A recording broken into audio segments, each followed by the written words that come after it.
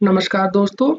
यदि आप जीएसटी या 3B में टैक्स की पेमेंट डिले से करते हैं तो उस केस में आपको इंटरेस्ट भी पे करना होता है। नॉर्मली ये कहा जाता है कि इंटरेस्ट सिर्फ उसी पोर्शन पे लगेगा जो कि इलेक्ट्रॉनिक कैश लेजर से पे किया जा रहा है। लेकिन दोस्तों ये कहना सही नहीं है क्योंकि जीएसटी पोर्टल के द्वारा ऐसे कैलकुलेशन नहीं की जा रही हैं। जैसा कि हम इस वीडियो में डिटेल में डिस्कस करेंगे कि कैसे जीएसटी पोर्टल के द्वारा इंटरेस्ट की कैलकुलेशन की जा रही है।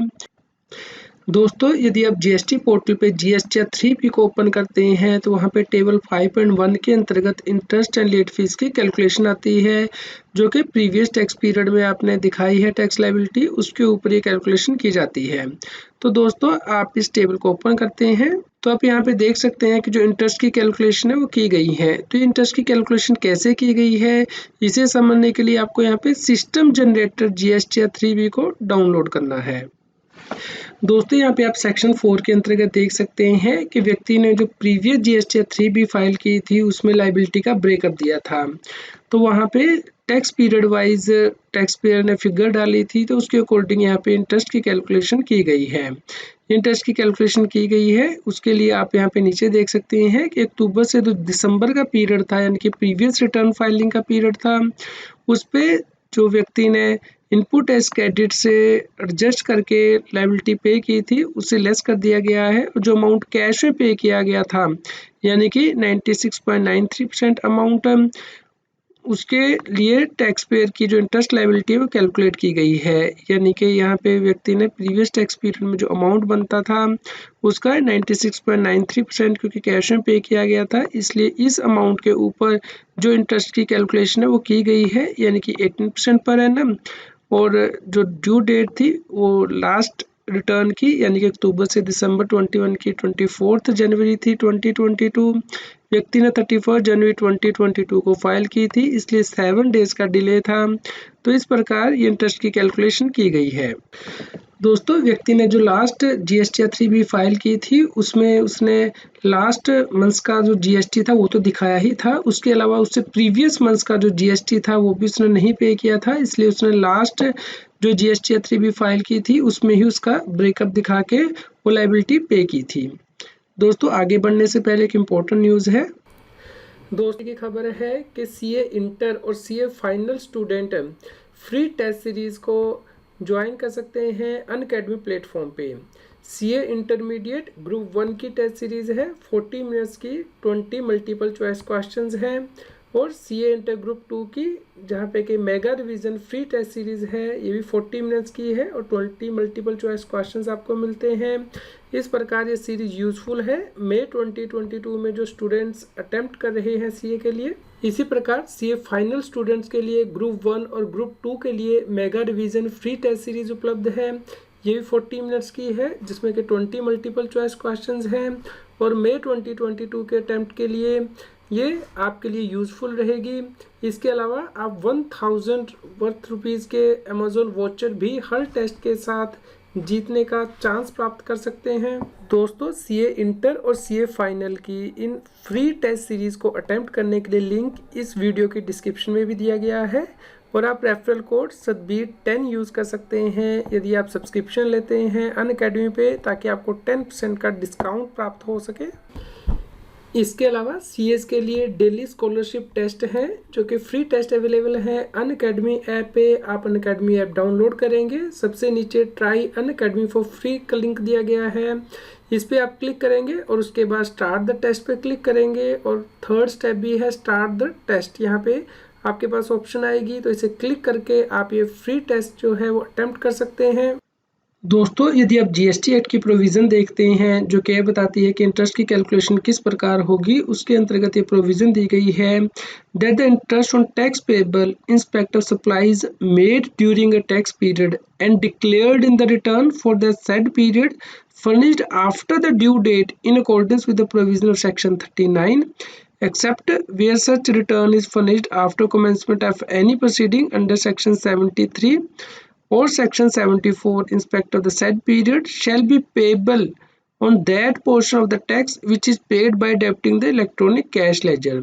इस प्रकार यदि आपने पिछले टैक्स पीरियड की रिटर्न डिले से फाइल की है तो उस केस में जो अमाउंट आप इलेक्ट्रॉनिक कैश लेजर से पे करेंगे उसके ऊपर ही इंटरेस्ट कैलकुलेट किया जाएगा। लेकिन यदि आपने उससे भी पिछले पीरियड की tax liability previous tax period में दिखाई है तो उस केस में जीएसटी पोर्टल के द्वारा जो इंटरेस्ट कैलकुलेशन की जा रही है वो पूरी टैक्स लायबिलिटी के ऊपर की जा रही है। उस केस में भले ही आपने इलेक्ट्रॉनिक कैश लेजर से पे किया हो या फिर क्रेडिट लेजर से, पूरी लायबिलिटी पे जो इंटरेस्ट है वो कैलकुलेट किया जा रहा है।